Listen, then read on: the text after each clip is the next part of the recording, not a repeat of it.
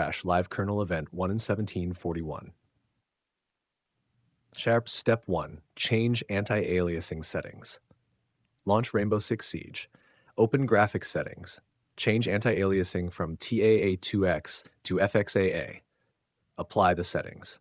Restart the game. Recent R6 players have reported black screen crashes improving after switching away from TAA2X. Step 2. Disable bloom and lens flare. Open Rainbow Six Siege graphics settings. Set bloom to off. Set lens flare to off. Apply the changes. Test the game again.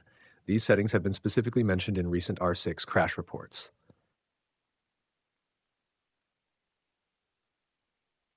Step 3. Verify game files. Open your game launcher. Find Rainbow Six Siege. Select the option to verify or repair game files. Wait for the scan to finish. Launch Siege again. Step 4. Clear game shader cache. Close Rainbow Six Siege.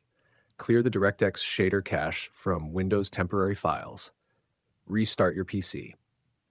Launch Siege and allow shaders to rebuild.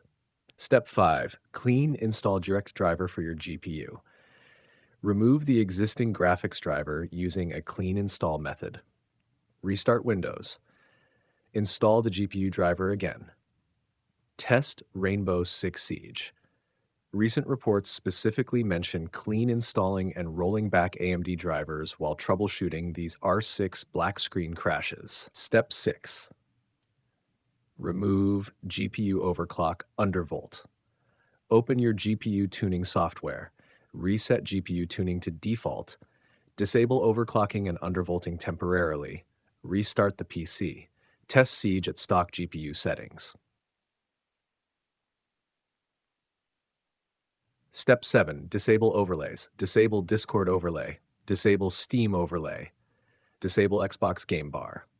Disable GPU recording overlay features temporarily.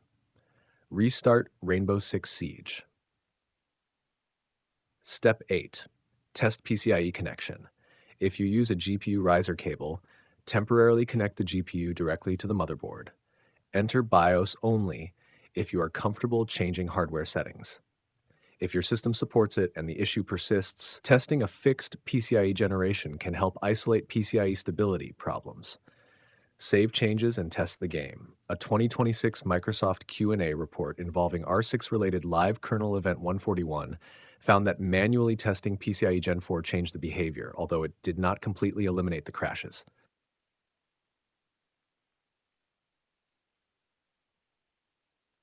Step 9. Check GPU temperature and power.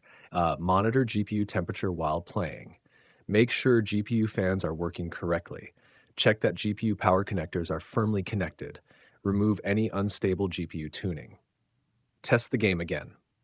Step 10. Check LiveKernelEvent details. Press Wins-R. Type perfmon/rel and press Enter. Look for hardware error entries around the crash time. Check whether LiveKernelEvent 117 or 141 appears. If crashes continue across multiple games, investigate GPU driver, power, PCIe, and hardware stability, rather than assuming Siege itself is the only cause. LiveKernelEvent 17/141 are associated with Windows graphics timeout recovery behavior, where communication with the GPU can fail and Windows attempts to recover the graphics subsystem. Final check. Restart your PC. Launch Rainbow Six Siege. Test the game with TAA2X, bloom, and lens flare changes applied. Keep the GPU at stock settings while testing. If the black screen and LiveKernelEvent 1117/141 continue across multiple games, focus on the GPU driver, PCIe connection,